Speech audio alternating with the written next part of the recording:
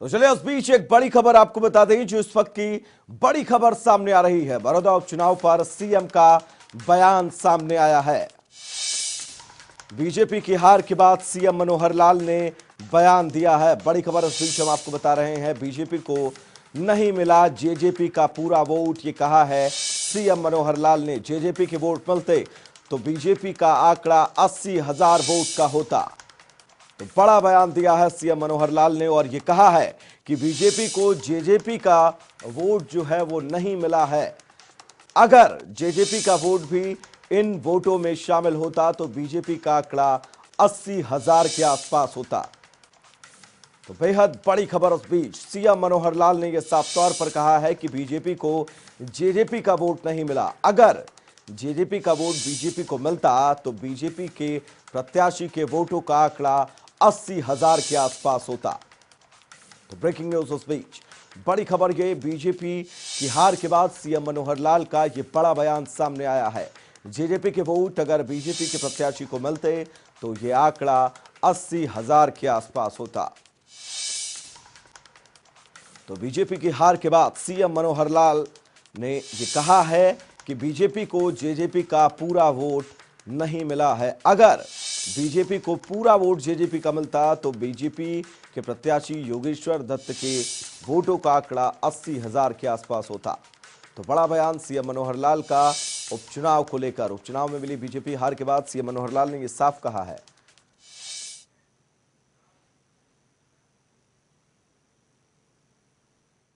नहीं, अगर पूरा मिलता तो हमारे वोट 80,000 के आसपास हो जाते, 70-75,000 के आसपास हो जाते। तो स्वाभाविक है कि जब थोड़ी बहुत पोलराइजेशन होती है तो वोट इधर से उधर जाते हैं, क्योंकि अब एक पार्टी जिनको पूरे वोट मिलते हैं बाद में उनके कहने पर सब ट्रांसफर होते हैं, ऐसा कभी भी नहीं होता। ना किसी कैंडिडेट के कहने पर होते हैं, ना पार्टी के कहने पर होते हैं। कुछ लाभ जरूर मिलता है। पिछली बार हमको 37,000 वोट मिले थे, इस बार 50-55,000 मिले हैं। आखिर दूसरी पार्टियों के जो वोट है वो हमारे पास आए हैं। हमारे साथ हमारे सहयोगी पवन सिवर जुड़े हुए हैं तमाम जरूरी अपडेट के साथ। पवन, सीएम मनोहर लाल ने यह कहा है कि बीजेपी को जेजेपी के वोट नहीं मिले हैं, उसके बाद यह आंकड़ा इतना है। अगर जेजेपी के वोट मिलते तो यह आंकड़ा 80,000 होता। तो आखिर जेजेपी के जो कोर वोटर थे वो गए किस ओर?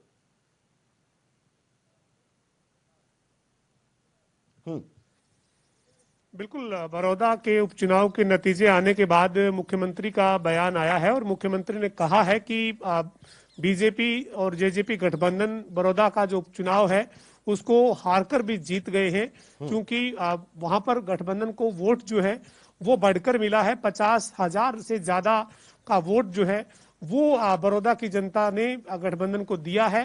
पहले 2019 के आम चुनाव में 37,000 के करीब वोट जो है वो बीजेपी को मिला था, जो अब गठबंधन को बढ़कर 50,000 से भी ज्यादा का वोट का जो है वो आंकड़ा बीजेपी जेजेपी उम्मीदवार को मिला है। इसी बीच मुख्यमंत्री ने ये जरूर कहा है कि जननायक जनता पार्टी का गठबंधन के नाते उनको पूरा वोट नहीं मिला।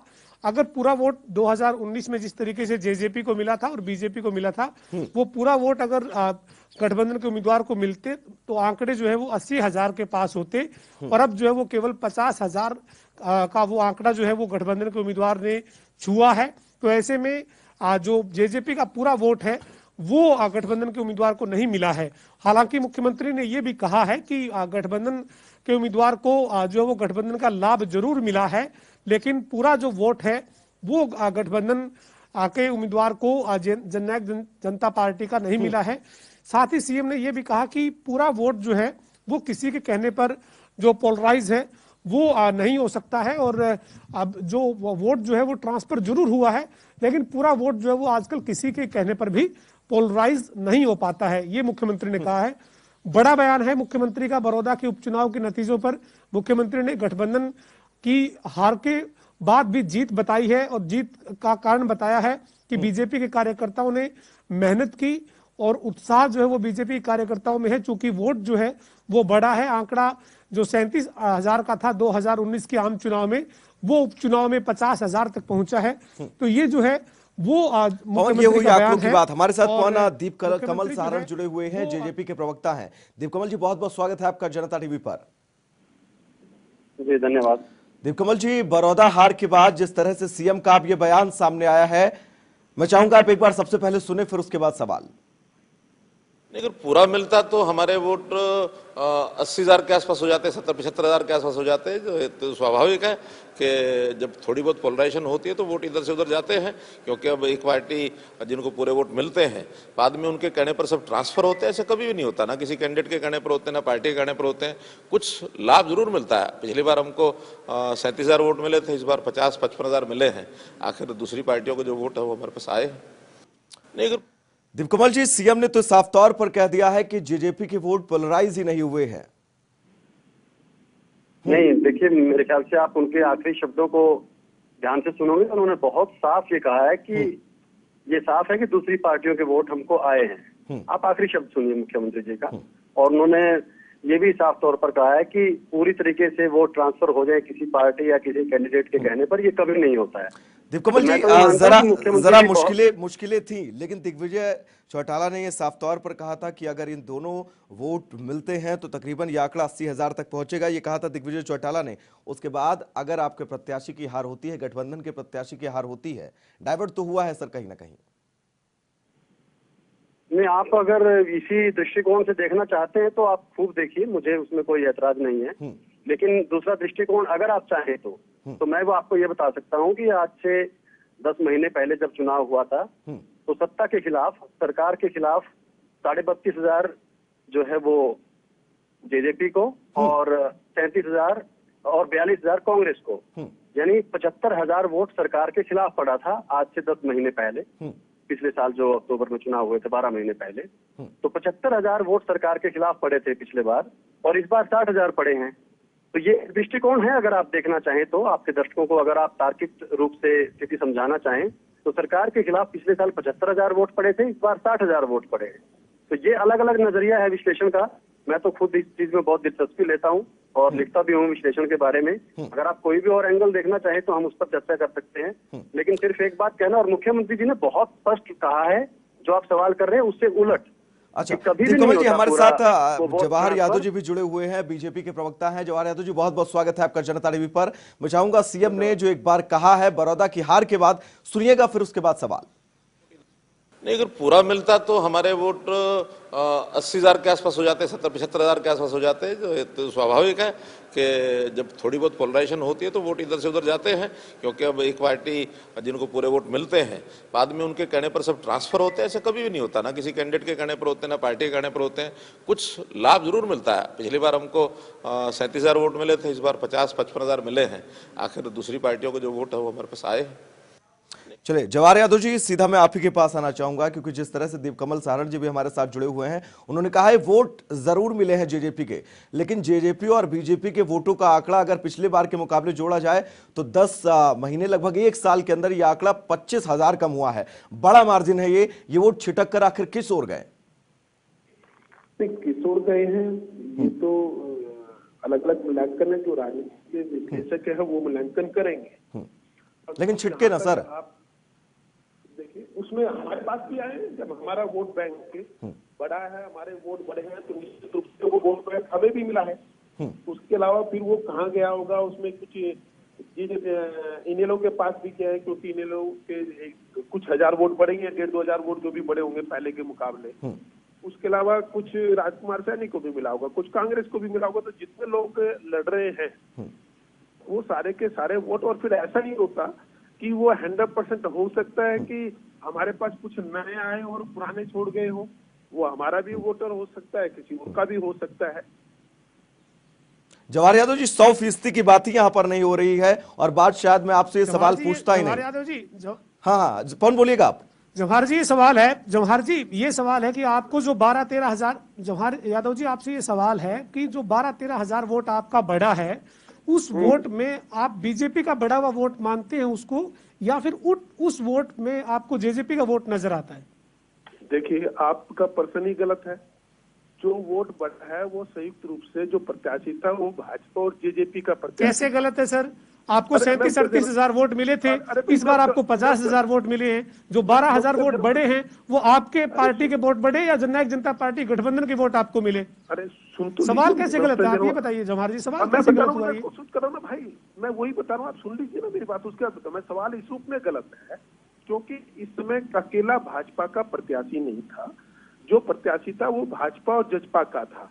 इसलिए इसमें आप ये डिवीजन करें कि ये वोट भाजपा का है, ये जजपा का, ऐसा नहीं है। सारा का सारा वोट वो संयुक्त रूप से हमारे प्रत्याशी को जो मिला है वो भाजपा और जजपा का है।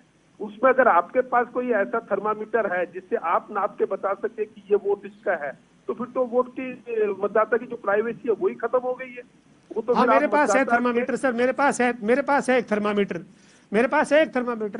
हाँ, मेरे पास है एक थर्मामीटर। आपके ये बताइए, जो गांव की जो सूची आई है जिसमें आप कहां हारे कहां जीते, उसमें आपके पार्टी के उम्मीदवार 19 गांव में जीते हैं। 19 गांव में योगेश्वर दत्त जो बीजेपी जेजेपी गठबंधन के उम्मीदवार हैं उनको जीत मिली है। अब आप 2019 के मतदाता ने जो वोट किया था वहां पे उस सूची को निकाल लीजिए और आप उसमें ये देख लीजिए कि उस टाइम योगेश्वर दत्त कितने गांव में से जीते थे और जननायक जनता पार्टी के उम्मीदवार कितने गांव में से जीते थे, और जिस गांव में जननायक जनता पार्टी के उम्मीदवार उस वक्त चुनाव जीते थे वहां से अब आपको कितना वोट मिला है ये आप आकलन कर लीजिए। मैंने तो किया है सर, मेरे पास तो है वो थर्मामीटर, मैंने लगा लिया, आप भी आकलन कर लीजिए। हाँ, ऐसा जी जो आपका थर्मामीटर है वो मेरे दृष्टि से वो ठीक होगा, मैं तो ऐसा नहीं मानता ना। हम तो ये स्पष्ट रूप से कह रहे हैं कि इस वोट में किसी तरह का ऐसा कोई मत विभाजन हो ही नहीं सकता जो ये बताए कि ये वोट भाजपा का है या जेजेपी का है। पूरा का पूरा वोट, जितने भी वोट हमारे प्रत्याशी को पड़े हैं वो संयुक्त रूप से भाजपा के भी है और जेजेपी के भी है। इसलिए अगर किसमें कोई ये कहे कि वो इसको बट जाएगा वोट किसी भी तरह से, आपको पूरा वोट मिल गया जेजेपी का सर? जो 2019 के आम चुनाव में जेजेपी को मिला था वो पूरा वोट मिल गया, इसका मतलब? अरे भाई, मतदाता को आप बंधुआ मजदूर बनाना चाहते हो क्या? मतदाता अपने इच्छा से जिस समय। देखिए पवन, मेरे ख्याल से आपको भी एक बार दोबारा से मुख्यमंत्री जी की बात सुननी चाहिए जिसको लेकर आप विश्लेषण कर रहे हैं। उन्होंने मेरे ख्याल से इससे ज्यादा स्पष्ट बात नहीं कही जा सकती कि ऐसा ट्रांसफर मुख्यमंत्री जी कभी नहीं होता, ना किसी मुख्यमंत्री जी ने दीपकमल जी ये कहा है, मुख्यमंत्री जी ने दीपकमल जी ये कहा है, दीपकमल जी मुख्यमंत्री ने ये कहा है कि जो जेजेपी बीजेपी के उम्मीदवार हैं उनको गठबंधन का फायदा मिला है, लाभ हुआ है, लेकिन पूरा वोट मिलता तो आंकड़ा 75-80 हजार होता, जो आंकड़ा 50 हजार पर है। लेकिन उन्होंने ये माना है कि लाभ मिला है गठबंधन का, गठबंधन के उम्मीदवार को वोट बढ़कर आया है, लेकिन पूरा वोट नहीं मिला। और साथ ही सीएम ने यह भी कहा है कि वोट पूरा पोलराइज नहीं हो सकता। ये हम भी मानते हैं, पूरा पोलराइज नहीं हो सकता। पवन, इसके बाद क्या कहा पवन? इसके बाद मुख्यमंत्री ने कहा कि पूरा वोट पोलराइज किसी पार्टी के कहने से, ये कहा मुख्यमंत्री जी ने कि किसी भी पार्टी के नेता या किसी पार्टी के कहने से या फिर किसी उम्मीदवार के कहने से पूरा वोट पोलराइज नहीं हो सकता। ये मुख्यमंत्री जी ने पूरा बोला है कि वोट पूरा पोलराइज नहीं हो सकता किसी उम्मीदवार के कहने से या किसी। हाँ, मैं कह रहा हूँ तो इस बात को आप क्यों नहीं कह रहे थे? तोड़ रहा है जी, मैं तो बता रहा हूँ कि ये बोला है। और कमल जी, मैं इस चीज को आगे बढ़ाता हूँ। मैंने कहा है, मुख्यमंत्री ने कहा है कि पूरा वोट पोलराइज नहीं हो सकता, पूरा वोट मानते हैं पोलराइज नहीं हो सकता। अच्छा, दो बिंदु मैं इसमें रखे, उसके बाद आपको जवाब। लेकिन सर कितना परसेंट मिला? किसी चुनाव में कोई ऐसा आंकड़ा मुझे निकाल के दीजिए कि दो पार्टी अलग अलग लड़ी और अगले चुनाव में गठबंधन हो गया और वो पूरा का पूरा वोट आ गया। कोई ऐसा रिकॉर्ड हो तो मुझे निकाल के दीजिए। आप मतदाता को, जो आपकी मानसिकता है वो मुझे लग रही है कि आप मतदाता को बंधुआ मजदूर कराना है। हो सकता है कि हमारा वोट भी कुछ स्लिप हो गया हो जो पिछली बार के मुकाबले मिला हो, तो इसलिए मानसिकता तो आपकी गलत, फिर हमारी कैसे गलत हुई? आप बांध कर लेके आना चाहते थे मतदाताओं को, आपने गठबंधन में उम्मीदवार उतारा, इसका मतलब आप मतदाताओं को एक साथ लेके आना चाहते थे जो नहीं आया। मानसिकता हमारी पे कैसे सवाल उठा सकते हैं आप? मतदाता को तो हम एक साथ लेना चाहेंगे ना, हमारी सोच तो पॉजिटिव। आप लोगों ने गठबंधन में चुनाव लड़ा सर।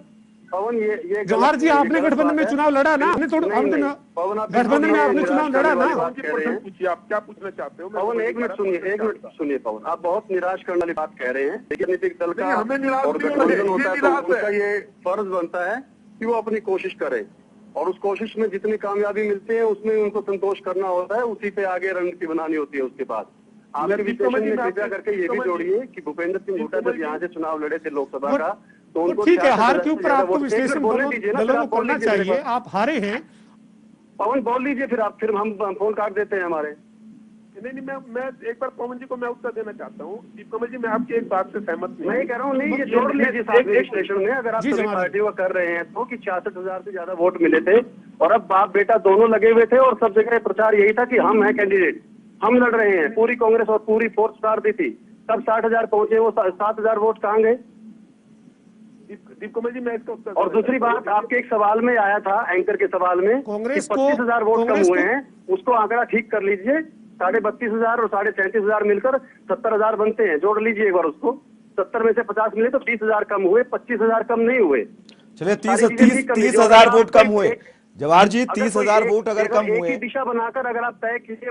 नहीं सुनिए मेरी बात सुन लीजिए आप। 30,000 हम कह रहे हैं 30,000 वोट कम हुए, लेकिन आप ये कह रहे हैं कि ये वोट जो है ये दोनों पार्टियों के वोट थे, तो हम तो ये भी कह सकते हैं कि ये जो वोट है अब जेजेपी प्रत्याशी की तरफ से तो पूरे वोट आए हैं, लेकिन बीजेपी के सारे वोट स्लिप हो गए, तो वोट कहां गए बीजेपी वाले? फिर मैं उत्तर देना चाहता हूँ। कहा है ये जनता टीवी का जो हताशा और निराशा है कि आपका एजेंडा जेजेपी और भाजपा में जो चाहते हो कि मतभेद पैदा हो, उसमें जनता टीवी का ये सुनिए आप दोनों लोग ये बात सुनिए, ये बात 80,000 का आंकड़ा सीएम मनोहर लाल ने खुद दिया है, मैंने अपने पास से नहीं जोड़ा है, और इसके पहले तकरीबन 80,000 का आंकड़ा दिग्विजय चौटाला ने भी कहा है मंचों से, वो भी वाइट में आपको कहिए तो व्हाट्सएप करवा दूंगा। अपने पास से कोई आंकड़ा मैंने नहीं जोड़ के बताया है आपको। मुझे भैया, मैं अपनी बात कर रहा हूँ ना, उसके बाद क्वेश्चन आपको अगर आपको रिकॉर्ड तो याद होना चाहिए ना कि 32,500 और 37,500 70,000 बनते हैं। तो लगभग का मतलब आप ही समझते होंगे शायद। 25 और 20 में उतार चढ़ाओ। मैं कहा था, अगर आप एक ही दृष्टिकोण का चाहते हैं तो मेरा जी का भी काट दीजिए, कर दीजिए उसको, कर दीजिए। आपकी बात पहले मैं उत्तर दे लेता हूँ। आपकी बात अगर ना सुननी होती तो हम आपको फोन क्यों मिलाते सर, ये बताइए ना। मैं उत्तर देता हूँ। जनता टीवी की हताशा और निराशा, जो जनता टीवी की हताशा से क्या, जनता टीवी तो जनता की आवाज उठाता रहा है, बड़ौदा क्षेत्र की आवाज उठाता रहा है जोर शोर से। आप क्या बात कर रहे हैं? निराशा जवाहर जी कैसी बात कर रहे हैं? हताशा और निराशा तो आपको होनी चाहिए, आप मिलकर लड़े फिर भी आप हार गए। हताशा और निराशा हमें क्यों होगी सर? हताशा निराशा तो आपको होनी चाहिए, सरकार में है, सरकार उपचुनाव हार रही है। जनता टीवी पवन, मैं कह रहा हूँ हम संतुष्ट हैं। आप सरकार में है ना सर, सरकार उपचुनाव हारी है। जनता टीवी लगा है, जनता टीवी असंतुष्ट है। दीप कमल और जवाहर यादव की बहुत अच्छी दोस्ती है, वो जनता टीवी और हम तो एक हैं। जनता टीवी लोगों को आपके आंकड़े जो हैं, जो चलिए समय का अभाव है, इस चर्चा को यहीं पर रोकना पड़ेगा। पवन, दीप कमल सारण जी बहुत बहुत शुक्रिया इस तमाम बातचीत के लिए, आपका भी पवन बहुत बहुत शुक्रिया इस तमाम बात के लिए, जवाहर यादव जी आपका भी बहुत बहुत शुक्रिया इस तमाम बातचीत के लिए। एक छोटा सा ब्रेक, जल्द वापस लौटेंगे।